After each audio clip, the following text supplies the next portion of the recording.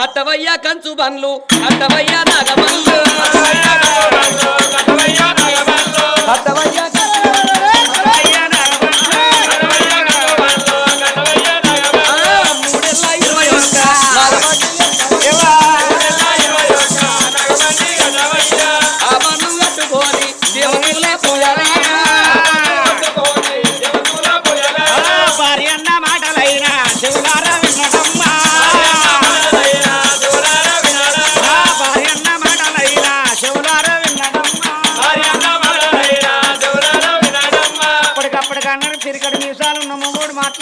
కమ్మలు దడిగట్టినట్టే ఇంతేస్తున్న అడవిల్ల మాట్లాడినట్టుగా తోడి కూడబెట్టినట్టే